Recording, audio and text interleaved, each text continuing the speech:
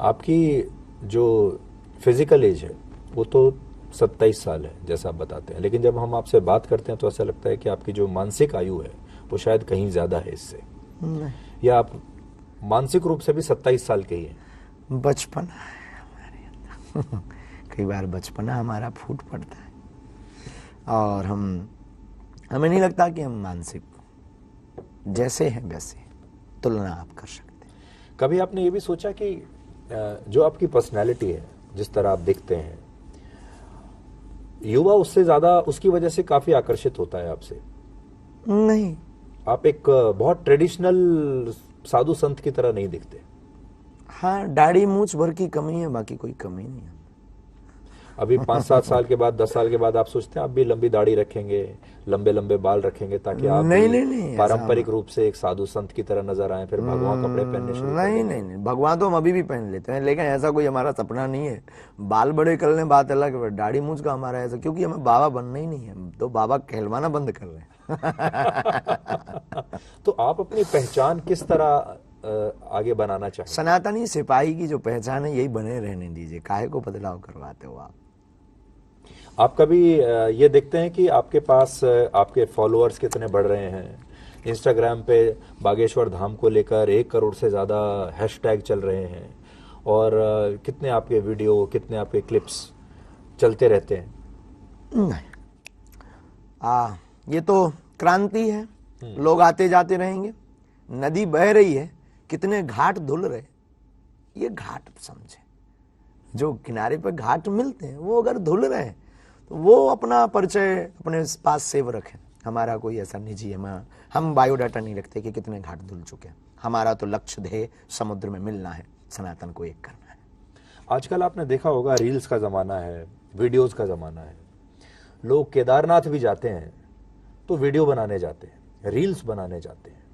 और बहुत बार अब ये मुद्दा हमने भी उठाया था कि जब आप मंदिरों में जाते हैं, खासतौर पर केदारनाथ, बद्रीनाथ, तो आप आस्था की वजह से जा रहे हैं या रील्स बनाने की वजह से जा रहे हैं? इस पर आपको क्या लगता है? मंदिर, देवालय, तीर्थस्थल, धाम, गुरु स्थान प्रदर्शन का विषय नहीं है, दर्शन का विषय है। वहां चित्र मत खींचो, परमात्मा का चरित्र खींचो। और हमें यह लगता है ठीक कि करोड़ों की संपत्ति पाने की वजह, करोड़ों का अध्यात्म पाने की वजह 2 रुपया की नाचती हुई फोटो के चक्कर में व्यक्ति देवालय जाना व्यर्थ गवा देता है। इसलिए प्रत्येक साधक को, प्रत्येक दर्शनार्थी को, प्रत्येक श्रद्धालु और भक्त को देवालय जाना चाहिए। और सनातनी हिंदुओं को शनिवार और मंगलवार तो जाना चाहिए, पर चित्र के लिए नहीं, चरित्र के लिए।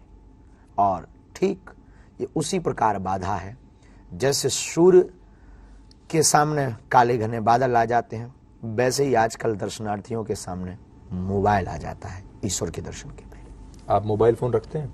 यस। कितना इस्तेमाल करते हैं? जितना समय बन पाता है, 10 मिनट, 15 मिनट, 1 घंटा, जब जैसा समय बन पाता है। और उसमें क्या देखते हैं आप? सिर्फ खुद अपने आप को यूट्यूब देखना और कभी कभी क्रिकेट गेम उस पर खेल लेते हैं। अच्छा, तो आप खेलते हैं ऑनलाइन वाला? नहीं, ऑनलाइन नहीं, उसमें वो डला है। अच्छा, बैट बॉल जो तो इससे ऐसा लगता है कि क्रिकेट का आपको काफी शौक है। अनिश्चितताओं का खेल है और हमको ऐसी चीज बहुत प्रिय है। जैसे हम वीडियोस में कभी यार अपने आप को देखने की वजह हम फिर रहस्यमयी चीजें देखते हैं।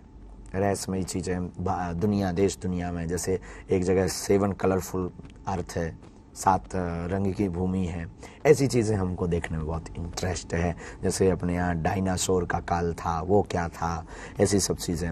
जैसे एक बार अचानक से बरमूडा ड्रैगन के बारे में आ गया, फिर उसको देखने के बाद हमने अपना आत्ममंथन किया कि आखिर क्या है ये, वहाँ पर जाकर सब गायब क्यों हो जाते हैं, ऐसी चीज़ें देखने का।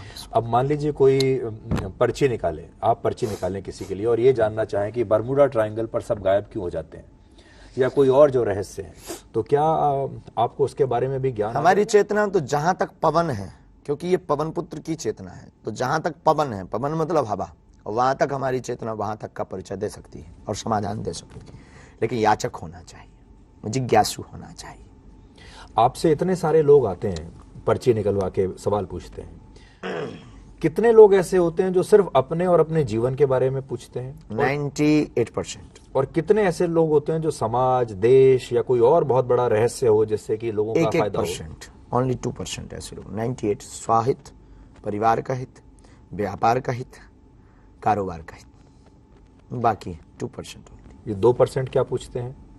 2% में आते हैं समाज सनातन कब एक होगा, हिंदू राष्ट्र कब होगा, और ये जो विवाद है ये विवाद कब निपटेगा, इंटरनेशनल मुद्दा उसको लेकर के, भारत की बेरोजगारी कब जाएगी, भारत में क्या सुधार करना चाहिए कि जिससे भारत विश्व गुरु पुनः बन जाए।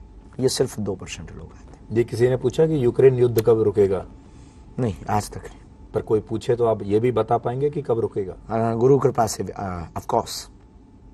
बेरोजगारी कब जाएगी ये आप बता पाएंगे? रास्ता दे देंगे। आज की जो स्थिति है इसमें आपको कोई सॉल्यूशन संभव लगता है कि हमारे देश में अगर कोई बदलाव करना हो, प्रशासन, अगर कोई हमसे नीतियों पूछे कि आप भारतीय नागरिक होने के नाते कि आप सरकार से क्या मांग करेंगे, तो 2 मांग हमारी है, शिक्षा और स्वास्थ्य दोनों फ्री ऑफ कॉस्ट करिए, बहुत बेहतरीन करिए। हमें आपसे मकान, सड़क, दुकान नहीं चाहिए। हमारे बच्चों को बेहतरीन गुरुकुलम की पद्धति की शिक्षा चाहिए। हमारा समाज, हमारे बच्चे पढ़ जाएंगे तो मकान, दुकान, रोड अपने आप कर लेंगे। पर जो नेता हैं हमारे वो तो बिजली मुफ्त कर रहे हैं, वो पानी का बिल माफ कर रहे हैं, लोन माफ कर रहे हैं, आरक्षण दे रहे हैं। नहीं तो किसानों के लिए तो जो भी है वो कम है। बेरोजगारों कह रहे हैं कि मत करिए कुछ, हम आपको घर में बैठे बैठे ही पैसा दे देंगे, बेरोजगारी भत्ता दे देंगे। इससे तो आक्रामकता राष्ट्र में होगी, किसी को कुछ करना ही नहीं। अगर हम ये कह दें कि ठीक है हमारी पर्ची बनवा लो, आपका सब काम हो जाएगा, तो हमें लगता है कि हम देश के साथ और व्यक्ति के साथ धोखा कर रहे हैं। आक्रामकता। हमारे पास कोई भी आता है हम उसको बोलते हैं पहले कर्म करो।